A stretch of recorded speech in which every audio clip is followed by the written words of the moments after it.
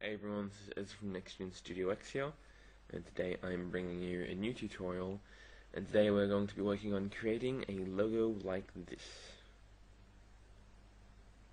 So, what we're going to be doing is getting our shape tool, creating several shapes to make the general outline and look of it.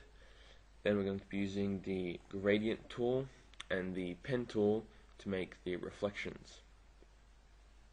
Also, the background, you can see there is a starburst effect there. We're also going to be making that.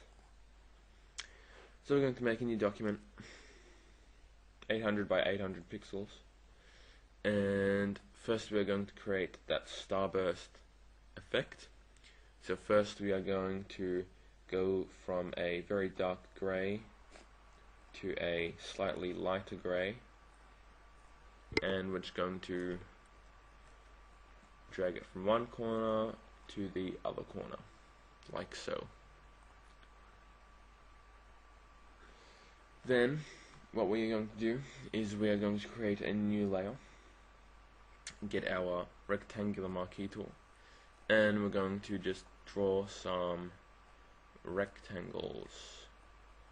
They don't have to be perfect, just roughly draw them out. You can probably do yours a bit better than this. I'm just going through it quickly to get this tutorial done nice and quickly. So once we've done that, we are going to set our foreground color to white, Alt Backspace, Filter, Distort, Polar Coordinates, Rectangular to Polar, hit OK, and then make the opacity of that layer about 4%. That starburst effect is actually pretty bad that I've done here. I spent more time on this one. As you can see, it did come out quite a bit better. So, oops. So just do yours as best as possible. Don't rush it, because yeah. So we're going to get our shape tool, and we're going to select this sort of shield shape, and then we're going to hold shift and drag it out like that, and then we're just going to center that to the middle of the document. Actually, that's a pretty good size. So what we're going to do is we're going to rasterize this layer, control click on it, get our gradient tool, and have our gradient go from a light grey to a darker grey.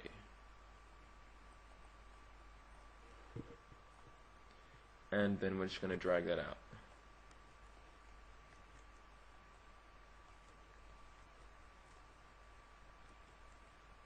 We might make this one a little bit lighter, because that's a bit too grey.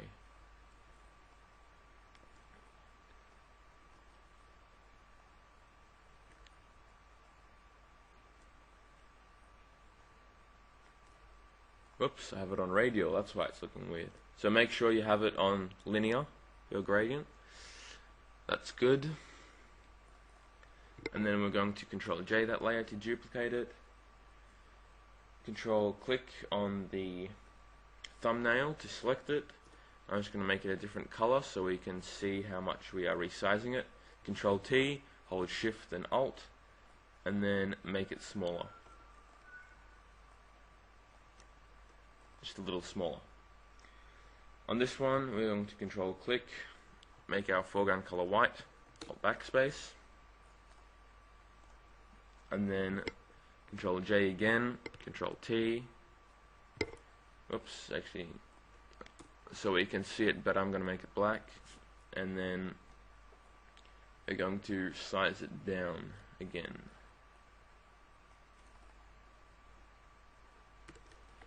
like so. Okay, now we can control click on that layer, get our gradient tool, and now we are going to make a green color, so something like that.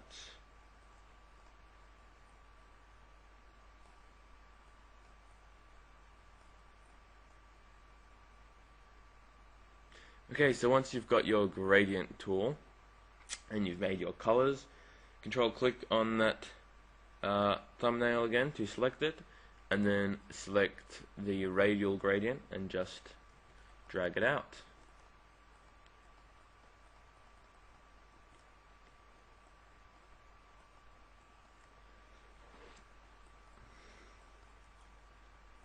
And you might make this color on the left a little bit darker,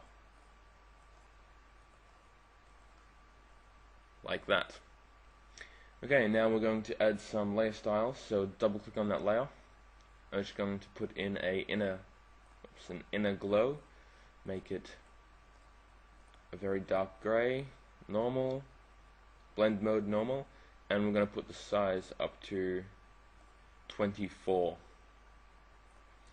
Then our furthest background shape, we are going to make it give it a drop shadow, a distance of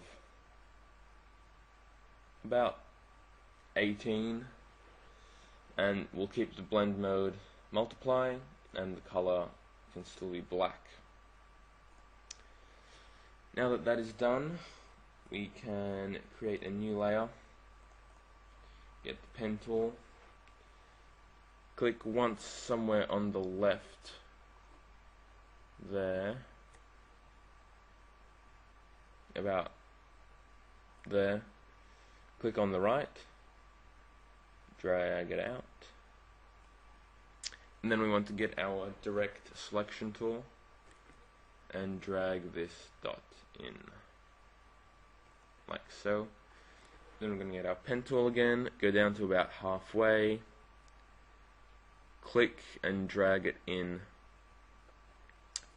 like so.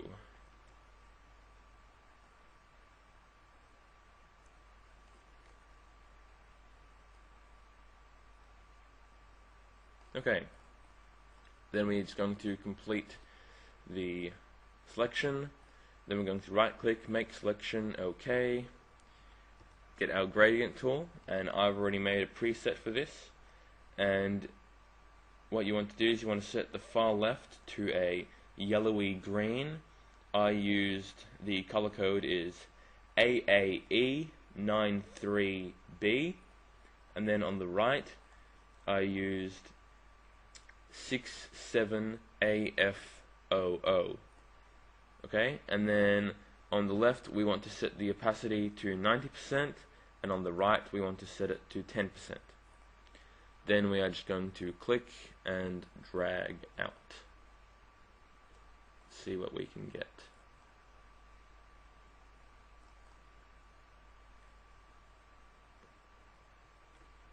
Something like that.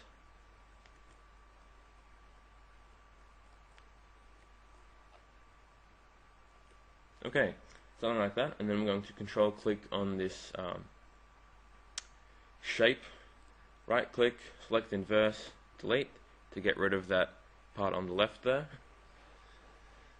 and then we're going to make a new layer, pen tool, click once a bit further down to where we finished the last reflection, so about there, click on the other side and make the curve go down, and then go around to make the selection, right click, make selection, get our gradient tool again. I've already made another preset once again, and this time on the left I have used FC100, 5FC100, and on the right I've used 53CF00. And then on the left I've got opacity at 50%, and on the right it's at 10%. And we're just going to drag up once again with the radial gradient.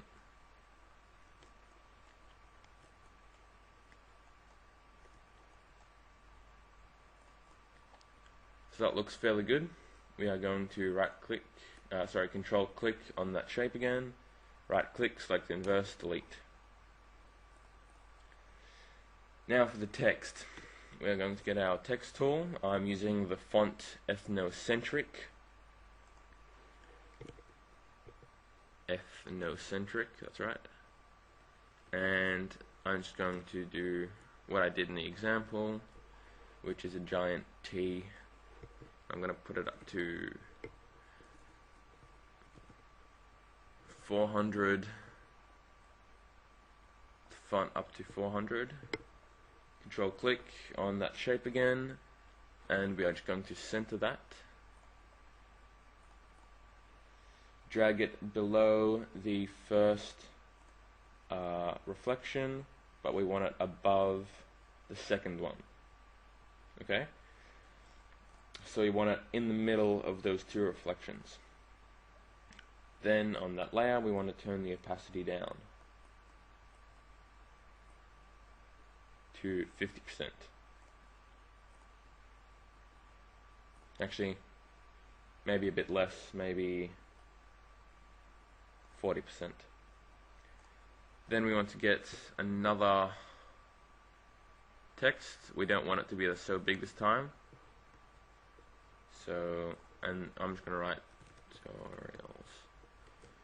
And we better size that down.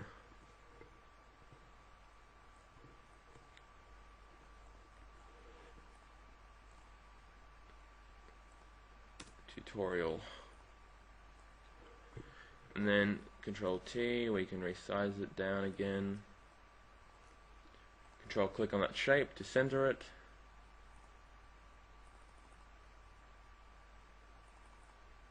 Centered. And now we are just going to make that white.